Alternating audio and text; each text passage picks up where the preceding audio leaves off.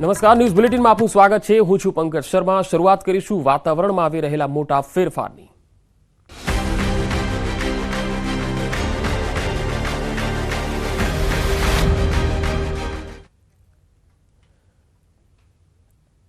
ગુજરાતના વાતાવરણમાં મોટા ફેરફાર જોવા મળશે. હવામાન વિભાગની માવઠા અને ગરમીની આગાહી છે. સૌરાષ્ટ્ર કચ્છના કાંઠામાં ભેજ અને ગરમ હવા ફૂંકાશે. 10 અને 11 એપ્રિલે ઘણા ભાગોમાં હળવા વરસાદની આગાહી છે. 2 દિવસ બાદ ગુજરાતના ઘણા ભાગોમાં વરસાદ થઈ શકે છે. હવામાન વિભાગની પ્રી મોન્સૂન એક્ટિવિટીની આગાહી છે. 10 અને 11 એપ્રિલે પ્રી મોન્સૂન એક્ટિવિટી જોવા મળશે. 10-11 એપ્રિલે ઘણા ભાગોમાં સામાન્ય વરસાદની સંભાવના રહેશે. 10 તારીખની વાત કરીએ તો 3 જિલ્લામાં સામાન્ય વરસાદ થઈ શકે છે, જેમાં દાહોદ, છોટાઉદેપુર અને નર્મદામાં સામાન્ય વરસાદની સંભાવના રહેશે. 11 એપ્રિલની જો વાત કરીએ તો 7 જિલ્લામાં સામાન્ય વરસાદની સંભાવના રહેશે. 11 એપ્રિલે સાબરકાંઠા, બનાસકાંઠા, અરવલ્લી, મહીસાગર, દાહોદ, છોટાઉદેપુર અને નર્મદામાં સામાન્ય વરસાદની શક્યતા રહેશે.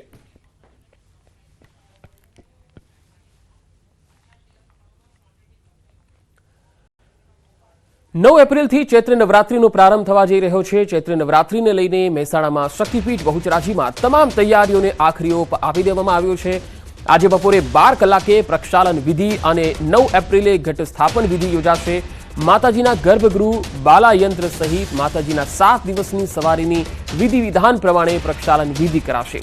16 એપ્રિલે ચૈત્ર સુદ આઠમની રાત્રે 9:30 કલાકે માતાજીની પાલખી યાત્રા યોજાશે. આ ઉપરાંત 21 થી 23 એપ્રિલ સુધી અહીં ચૈત્રી પૂનમના મેળાનું આયોજન પણ કરાશે.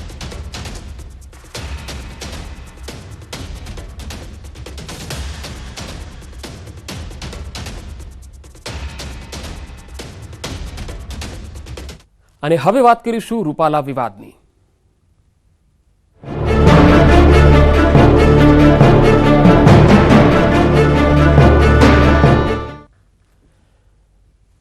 રૂપાલા વિવાદમાં ક્ષત્રિય સમાજ આજે પણ દેખાવો કરી રહ્યું છે. ગાંધીનગરના પેથાપુરમાં ક્ષત્રિય સમાજની બેઠક મળવા જઈ રહી છે, જેમાં રાજપૂત વીર સેના ગાંધીનગર રાજપૂત સિનિયર પરિષદની બેઠક છે. સમસ્ત પેથાપુર રાજપૂત સમાજે આ બેઠકનું આયોજન કર્યું છે. બેઠક બાદ ગાંધીનગર કલેક્ટરને આવેદનપત્ર અપાશે. રૂપાલાની ટિકિટ રદ કરવાની માગણી થઈ રહી છે. તો બીજી તરફ આણંદના પેટલાદના 56 ગામના ક્ષત્રિય સમાજ પણ એકત્ર થઈ રહ્યા છે.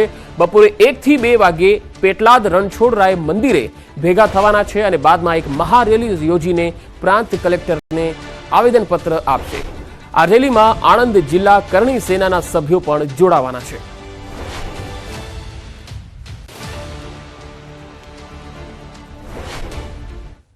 રાજકોટ લોકસભાના ભાજપ ઉમેદવાર પરસોત્તમ રૂપાલાનો વિવાદ જે છે એ હવે વકરી રહ્યો છે. ખેડાના ઠાસરા અને ગળતેશ્વરના ક્ષત્રિય સમાજના આગેવાનોની બેઠક મળી. ઇન્દોર અમદાવાદ હાઈવે પર ફૂલબાઈ માતાના મંદિરે આગેવાનો એકત્ર થયા. પરસોત્તમ રૂપાલાની ટિકિટ રદ કરવાની માંગ સાથે આગેવાનોએ સંકલ્પ લીધા. ગળતેશ્વર તાલુકાના ભાજપના મહામંત્રી સબુરસિંહ ખાટ પણ ઉપસ્થિત રહ્યા. પંચમહાલ લોકસભા વિસ્તારમાં આવે છે ઠાસરા અને ગળતેશ્વર તાલુકો.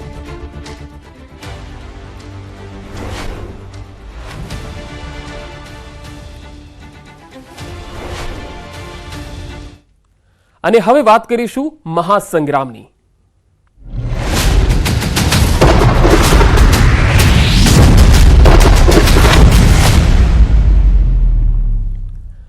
ગુજરાતમાં લોકસભા ચૂંટણીનો જંગ જામ્યો છે. રાજકીય પક્ષોનો એડી ચોટીનો પ્રચાર જોવા મળી રહ્યો છે. ચૂંટણીનું પડે પડનું અપડેટ ન્યૂઝ 18 ગુજરાતી પર આપ જોઈ શકો છો. દિવસભર ગુજરાતમાં મતદાનને ફક્ત 29 દિવસ જ બાકી છે.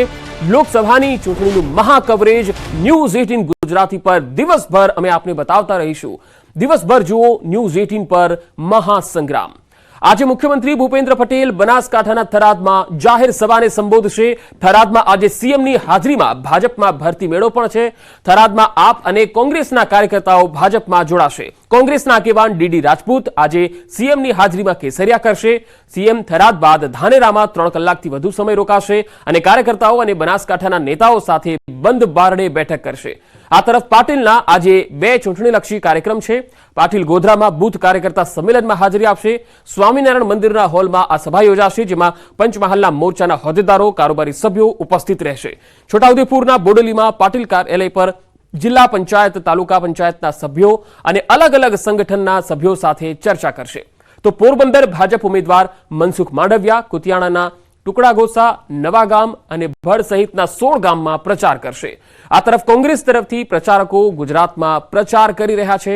રાજસ્થાનના પૂર્વ સીએમ અશોક ગેહલોત આજે બનાસકાંઠાના કુંપટ ગામમાં સભા યોજશે. કુંપટમાં કોલ્ડ સ્ટોરેજના ગ્રાઉન્ડમાં આ સભાનું આયોજન છે.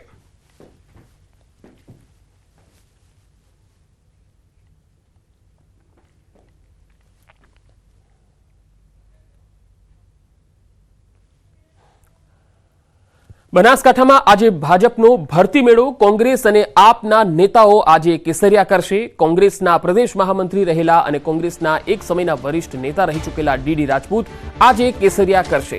થરાદ તાલુકા કોંગ્રેસ બક્ષીપંચ મોરચાના અધ્યક્ષ રહેલા પહાડસિંહ બારોટ આજે કેસરિયા કરશે. સાથે જ બનાસકાંઠા કિસાન વિંગના આપના જિલ્લા પ્રમુખ પૂનમ રબારી પણ આજે કેસરિયા કરશે. તાજેતરમાં જ ડીડી રાજપૂતે કોંગ્રેસનો હાથ છોડ્યો હતો. તો ગઈકાલે પહાડસિંહે થરાદ તાલુકા ઓબીસી મોરચા પ્રમુખ પદેથી રાજીનામું આપ્યું હતું. તો ગઈકાલે જ પૂનમ રબારીએ પણ આપનો સાથ છોડ્યો હતો. સીએમ ભૂપેન્દ્ર પટેલ આજે બનાસકાંઠાના થરાદ અને ધાનેરાના પ્રવાસે છે, જેમાં પહેલા થરાદમાં સીએમ જાહેર સભા સંબોધશે. કોંગ્રેસ અને આપમાંથી રાજીનામું આપી અને જે નેતાઓ બીજેપીમાં આવી રહ્યા છે તેમને કેસરિયા કરાવશે. બાદમાં ધાનેરાનો પ્રવાસ કરશે. સીએમ થરાદમાં કાર્યકર્તાઓ અને જિલ્લા ભાજપના પદાધિકારીઓ સાથે એક બેઠક પણ કરવાના છે.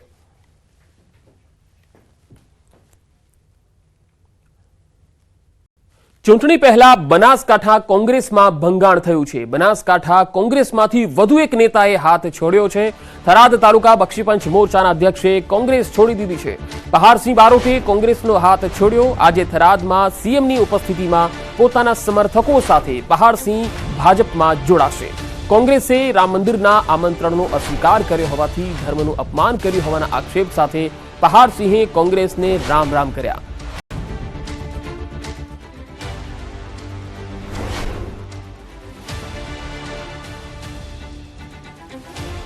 મોદી સાહેબના વિકાસ યોજના અને પ્રણયથી કલમ નંબર 370 હટાવીને અયોધ્યામાં ભગવાન શ્રીરામનું અતિ ભવ્ય મંદિર થયું ત્યારે કોંગ્રેસ પાર્ટી તેનો અસ્વીકાર કરી અને દેશનું અપમાન કર્યું છે, ધર્મનું અપમાન કર્યું છે. તો આ પાર્ટીમાં રહેવું એ મને યોગ્ય લાગતું નથી. એના માટે આ પાર્ટી હું છોડી રહ્યો છું. બનાસકાંઠામાં લોકસભા ચૂંટણી સમયે આપને ઝટકો. આમ આદમી પાર્ટીના આગેવાને રાજીનામું આપ્યું. આપના કિસાન વિંગના પૂનમ રબારીએ રાજીનામું ધરી દીધું. પ્રદેશ પ્રમુખ ઈસુદાન ગઢવીને પત્ર લખીને પક્ષના તમામ હોદ્દા પરથી રાજીનામું આપી દીધું છે.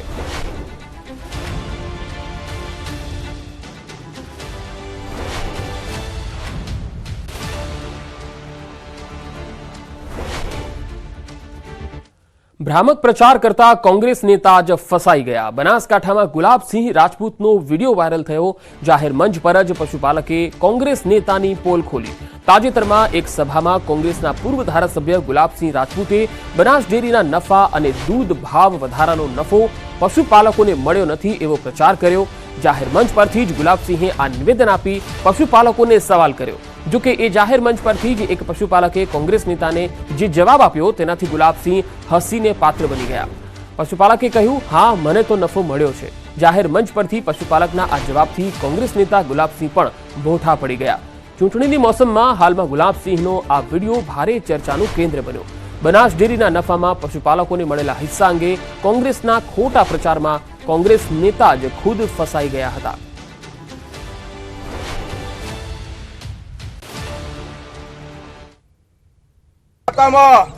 ઠાકરસિંહભાઈ કોઈને દૂધનો વધારો આવ્યો તો કો પાછો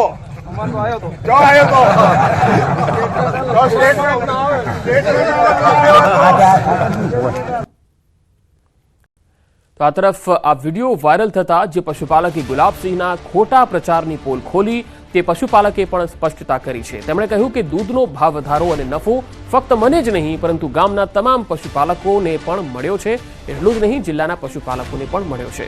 તેમણે કહ્યું મારા ગામમાં જ 2 કરોડથી વધુનો ભાવ વધારો મળ્યો. ગામમાં દૂધ મંડળી દ્વારા 2,31,78,328 જેટલો પશુપાલકોને દૂધ વધારો આપેલ છે.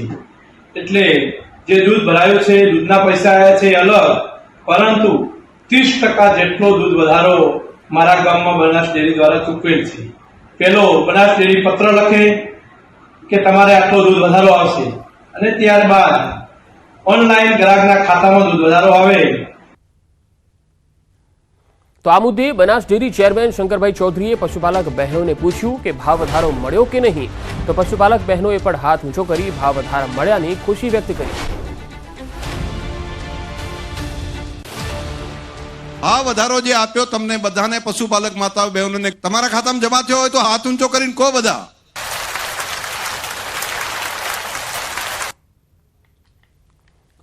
સુરત અને તાપી જિલ્લામાં આવતી બારડોલી બેઠક પર ભાજપ પ્રદેશ અધ્યક્ષ CR પાટીલની અધ્યક્ષતામાં બૂથ સંમેલન યોજાયું. આ સંમેલનમાં પાટીલે કાર્યકર્તાઓને માર્ગદર્શન આપ્યું. બૂથ પ્રમુખોના આ સંમેલનનું આયોજન બારડોલીના સાંકરી સ્વામીના મંદિરે હોલમાં કરવામાં આવ્યું. બારડોલી બેઠક પર સતત ત્રીજી વાર ભાજપે પ્રભુ વસાવાને મેદાનમાં ઉતાર્યા છે. જો કે પ્રભુ વસાવાના પ્રચારમાં લોકસંપર્કનો અભાવ હોવાનો સૂર ઉઠતા પાટીલે તેમને લોકસંપર્ક વધુ રાખવા ટકોર કરી. બૂથ સંમેલનમાં પાટીલે વિધાનસભાની ચૂંટણીને યાદ કરી. વિધાનસભામાં ચૂંટણી પરિણામો આવ્યા તેની ઉણપ લોકસભામાં દૂર કરવા કાર્યકર્તાઓને હાકલ કરી.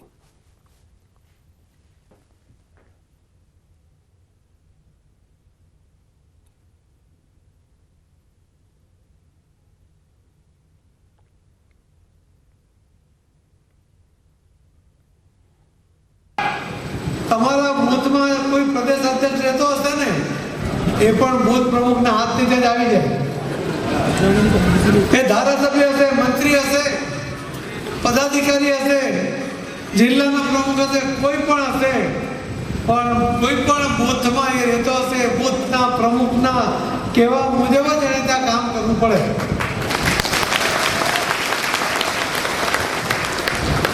કામ તો કરવું પડશે, પણ તમે કામ લેશો એમની પાસેથી, ના કરે ને તો મને ફોન કરજો. અમદાવાદમાં સીએમ ભૂપેન્દ્ર પટેલે ચાણક્યપુરી તથા થલતેજ વિસ્તારની સોસાયટીના ચેરમેન, સેક્રેટરી સહિત સોસાયટીના રહીશોને સંબોધિત કર્યા, જેમાં તેમણે પીએમ મોદીના નેતૃત્વમાં થયેલા કામોને ગણાવ્યા. સાથે જ ઉમેર્યું કે આટલા સમયથી ભારતીય જનતા પાર્ટી ગુજરાતમાં છે, જે પણ ગુજરાતમાં વિકાસ થયો છે તે ભાજપે જ કર્યો છે. દેશને આ વિકાસ દેખાય છે. સાથે જીએસટીમાં ગુજરાત અને ભારતને થયેલી મોટી આવકમાં દેશનું નેતૃત્વ મજબૂત હોવાનો દાવો કર્યો.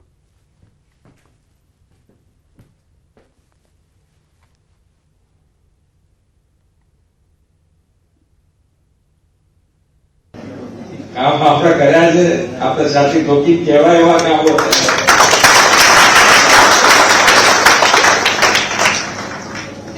વિકાસની રાજનીતિ અને વિકાસની રાજનીતિ અને વિકાસના કામો થયા છે.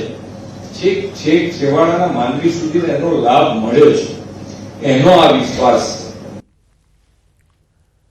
વડતાલ સ્વામિનારાયણ મંદિરના મુખ્ય કોઠારીએ આપ્યું ભાજપને સમર્થન. લોકસભાની ચૂંટણીમાં ભાજપને મત આપવા કરી અપીલ. ભાજપ આવવાથી દેશમાં ઘણા પરિવર્તનો આવ્યા. સાથે ભાજપના આવવાથી અયોધ્યામાં રામ મંદિર શક્ય બન્યું હોવાનું પણ જણાવ્યું. આપ અને કોંગ્રેસના પ્રતીકને સાથે જોડીને સોશિયલ મીડિયા પર બીજેપીને મત આપવા અપીલ કરી.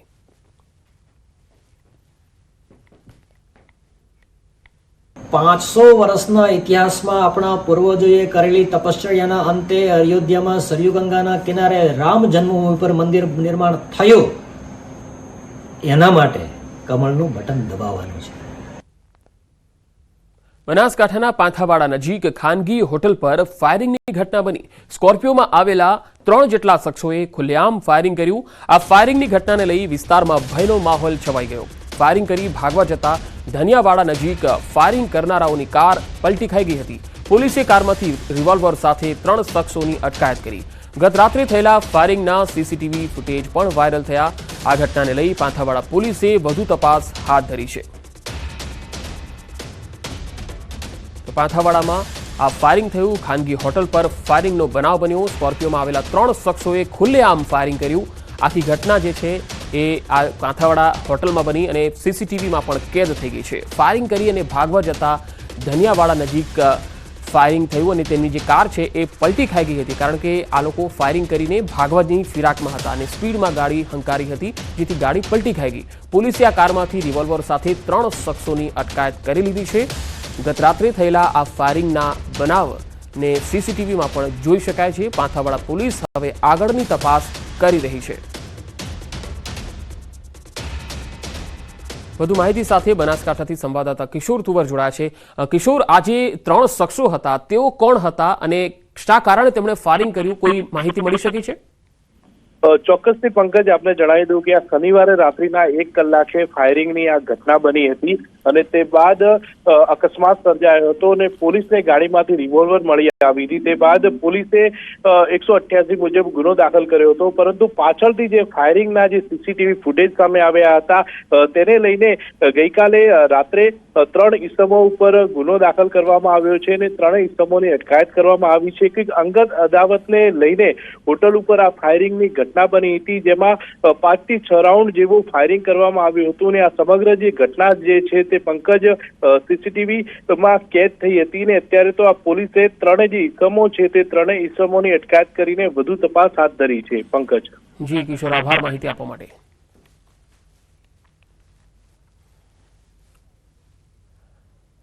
વાત અમદાવાદની. અમદાવાદમાં તબીબ પર દર્દીના પરિવાર દ્વારા હુમલાની ઘટના સામે આવી. સરખેજ વિસ્તારમાં આવેલી ફેઇથ હોસ્પિટલમાં એક દર્દીને દાખલ કરાયો. થોડી સારવાર બાદ દર્દીને હોસ્પિટલમાંથી રજા આપવામાં આવી.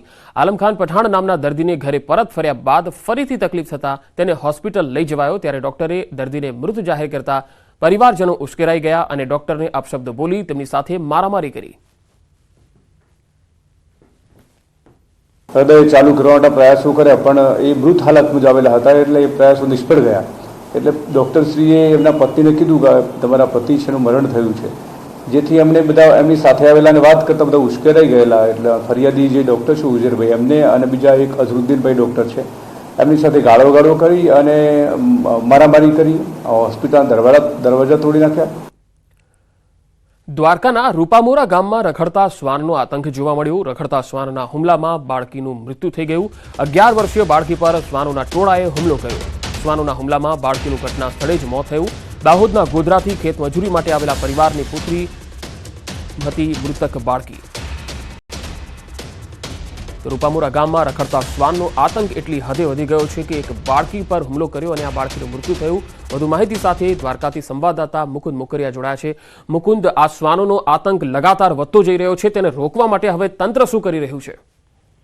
પંકજ, વાત કરવામાં આવે તો દ્વારકા જિલ્લાના શહેરોમાં તો દિવસે ને દિવસે જે રખડતા શ્વાનનો આતંક સામે આવી રહ્યો છે, ત્યારે હવે ગ્રામ્ય વિસ્તારોમાં પણ જે રખડતા શ્વાનનો ત્રાસ વધી રહ્યો છે. ત્યારે ગઈકાલે ભાણવર પંથકના રૂપામોરા ગ્રામ્ય વિસ્તારમાં એક નાની 11 વર્ષની જે બાળકી છે તે બાળકી પર શ્વાને હુમલો કરતા બાળકીનું કમકમાટી ભર્યું મૃત્યુ નીપજ્યું હતું. બનાવની જાણ થતા 108ની ટીમ પણ સ્થળ પર પહોંચી હતી, પરંતુ હોસ્પિટલ ખસેડે તે પહેલા જ આ બાળકીનું મૃત્યુ નીપજ્યું હતું. ખેતીકામ કરતા ખેત મજૂરના પરિવારની જે આ 11 વર્ષની બાળકી છે તેને અચાનક જ 4 થી 5 જેટલા શ્વાને હુમલો કરતા આ બાળકીનું તુરંત જ મૃત્યુ થયું હતું. જી પંકજ. જી મુકુંદ, આભાર માહિતી આપવા માટે.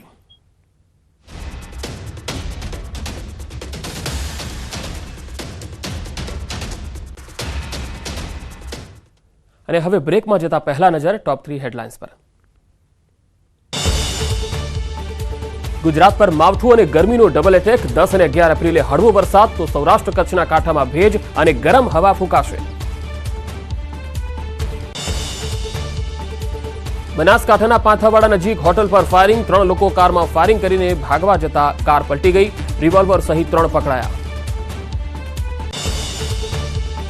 દ્વારકાના રૂપામોરામાં શ્વાનના ટોળાએ કિશોરી પર કર્યો હુમલો. 11 વર્ષીય કિશોરીનું ઘટના સ્થળે જ મોત. પરિવાર ઘેરા આઘાતમાં.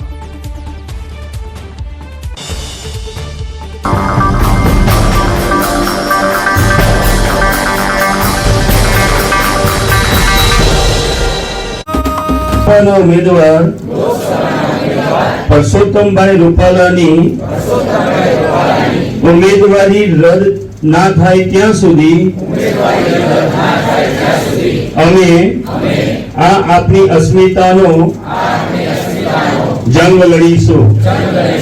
આગામી સમયમાં સમાજની હાકલ પડે ત્યાં તન મન ધનથી સમર્પિત થઈશું.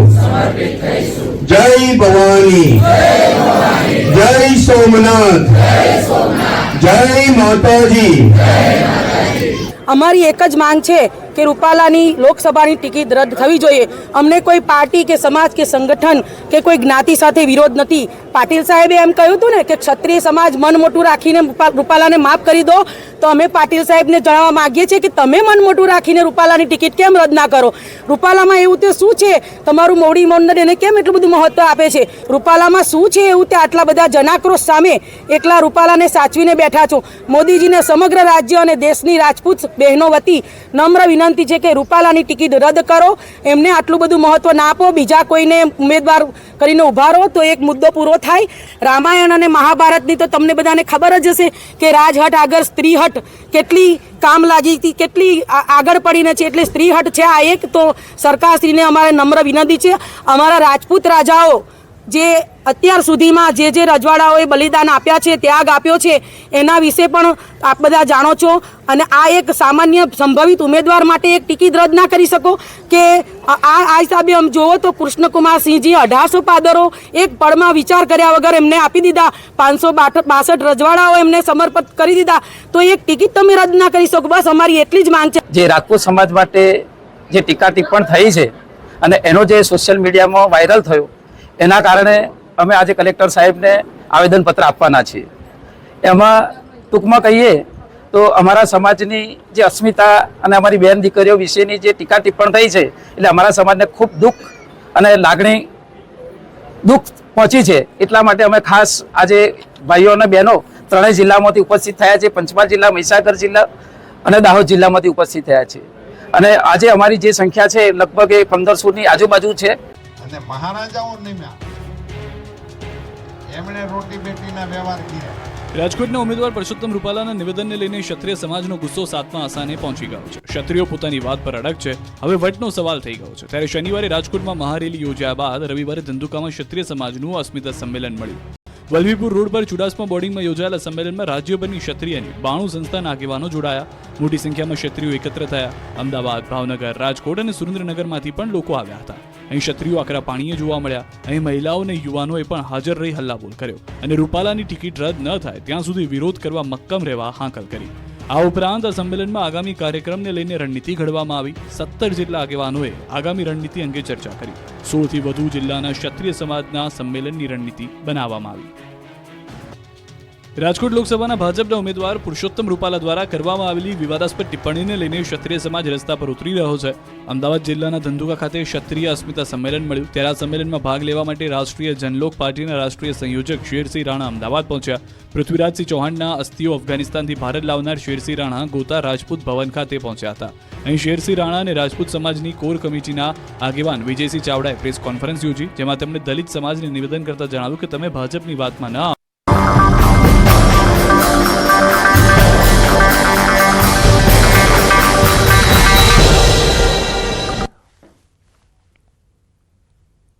બ્રેકબાદ સમાચારોમાં આગળ વાત વડોદરાની. વડોદરામાં ધોરણ 10 સામૂહિક ચોરી મામલે ડીઈઓ કચેરીએ તપાસમાં ખુલાસો કર્યો છે. આનંદી ગામની BL પટેલ વિદ્યા મંદિરમાં 3 ક્લાસમાં સામૂહિક ચોરી થઈ હોવાનું બહાર આવ્યું. 90 વિદ્યાર્થીઓ સીસીટીવીમાં શંકાસ્પદ હાલતમાં દેખાયા. સીસીટીવીમાં શંકાસ્પદ હિલચાલને કોપી કેસ ગણી હિયરિંગ કરવામાં આવશે. 3 કલાકના 90 વિદ્યાર્થીઓની સુનાવણી બોર્ડ દ્વારા હાથ ધરવામાં આવશે.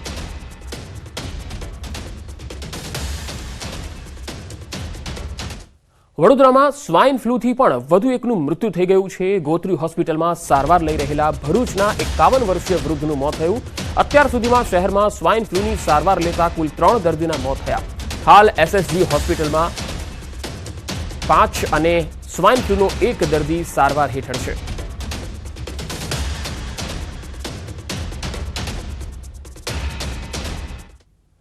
અમદાવાદના વાસણામાં રહેતા ફ્લોર ફેક્ટરીના માલિકે વ્યાજખોરોના ત્રાસથી આત્મહત્યા કરી લીધી. આત્મહત્યા પહેલા લખેલી સુસાઇડ નોટમાં 5 લોકો ત્રાસ આપતા હોવાનો ઉલ્લેખ કર્યો. વિનોદ ઠક્કરની આત્મહત્યા બાદ વાસણા પોલીસે 5 શખ્સો વિરુદ્ધ આત્મહત્યાની દુષ્પ્રેરણાનો ગુનો નોંધી તપાસ શરૂ કરી. 5 આરોપીઓ પૈકી વાસણા પોલીસે 3 આરોપીઓની ધરપકડ પણ કરી, જ્યારે અન્ય 2 આરોપીઓની શોધખોળ હાથ ધરી.